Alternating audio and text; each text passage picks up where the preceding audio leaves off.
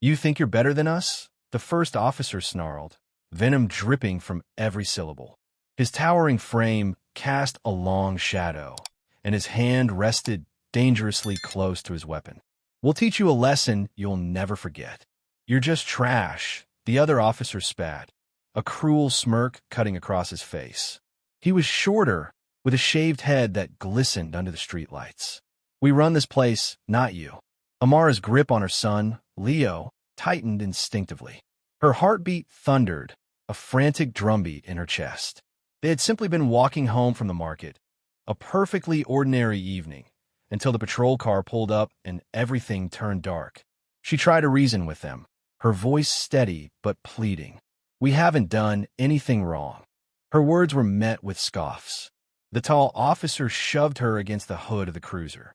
Her purse slipped from her shoulder, spilling its contents onto the asphalt. Lip balm rolled toward the gutter. Credit cards clattered across the ground. Check her wallet, the tall one ordered. The shaved-head officer crouched, rifling through her things like a predator, picking through prey. He pulled out her cards one by one, letting them fall from his fingers with theatrical disdain. Look at this, he mocked. So many cards. Where do you steal them from? Amara stumbled as they forced her to her knees.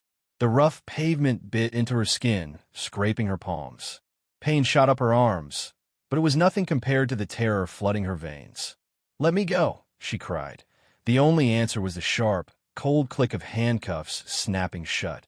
Resisting arrest, the tall one whispered, his breath hot against her ear. That's another charge.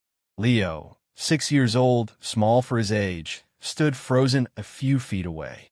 His lips quivered as he watched his mother being manhandled by strangers in uniforms. In his mind, police officers were supposed to help people, not hurt them. But these men's eyes held no kindness.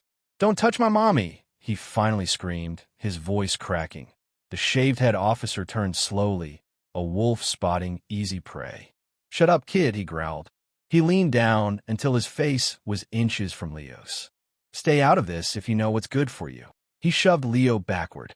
The boy's knees buckled, and he barely caught himself before hitting the ground. Amara twisted in the officer's grip, panic replacing pain. Leave him alone. But her words only seemed to amuse them. The insults poured out now, crude, ugly, tinged with a hatred that had nothing to do with the law. They weren't arresting her for a crime. They were humiliating her for existing. And they were going to take her away. That's when Leo remembered that IT was a secret, one his mother had told him to use only in the most desperate emergency. A number he had memorized but never dialed. He bolted toward a tree at the edge of the sidewalk, his small hands fumbling in his pocket. His fingers closed around the cool, reassuring weight of his little flip phone. Hiding in the shadows, he dialed, Leo? The voice on the other end was deep, steady, and surprised. Why are you calling at this hour? I'm in a meeting. Dad, Leo blurted, his words tumbling over each other. They're hurting Mom. Please, they're police officers. We're on Main Street, in front of the boutique. A long, terrible silence followed. Only a second or two, but to Leo, it felt endless. Then the voice changed. It became hard, sharp. Don't hang up. Tell me exactly where you are. Leo's tears blurred the screen. His hand shook as he tapped the GPS icon. I'm sending it now. On the other end of the city, Mayor Martinez was already on his feet. His aides scattered as he barked orders, his driver sprinting toward the car. The mayor's authority was absolute in the council chamber. But out there on the street, his son and wife were at the mercy of men who thought they could do anything. The shaved-head officer noticed Leo in the shadows. Hey, he barked, storming toward him. Who are you talking to? He ripped the phone from Leo's hands, glanced at the glowing screen, and froze. The name flashing on it was simple. One word. That, at a momentary flicker of confusion, crossed his face before it was replaced by a sneer. He ended the call with a snap and tossed the phone to the ground. Dad? You think Daddy's going to save you? The tall officer laughed, the sound harsh and humorless. Let me tell you something, kid. People like you and your mom, you don't get saved. You disappear. Leo felt the air leave his lungs. His mother was still kneeling on the pavement, her wrists bound, the streetlight casting her in a pale, lonely glow. The officers loomed over her, and somewhere in the distance, the faint wail of a siren began to rise. Was it coming closer, or was it moving away? He couldn't tell. The tall officer turned his head, listening. His eyes narrowed. Amara met her son's gaze. In her eyes was fear, but also something else. A plea, a warning. The shorter officer bent down, his face inches from hers. Last chance to cooperate. The siren grew louder now, urgent, insistent. Tires screeched somewhere nearby. Just as the officers were about to leave, a convoy of black cars screeched to a halt behind the patrol vehicle. Suited men and armed guards poured out, their movements sharp and deliberate. The officers, still basking in their illusion of control, didn't realize who they had provoked.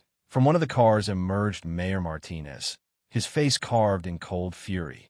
He was a man accustomed to command, but now he felt only raw, gut-deep rage. Without hesitation, he rushed to Amara, still on the ground, her wrists bruised from the cuffs. "Amara, are you all right?" he asked, voice tight with fear and anger. Helping her up with firm yet gentle hands, he wrapped her and young Leo in his arms, a public embrace of the family he had kept hidden from the world. Martinez's security detail swiftly restrained the two officers. They stammered excuses, but the mayor silenced them with a look that could freeze steel. "You're going to pay," he said in a low, dangerous tone.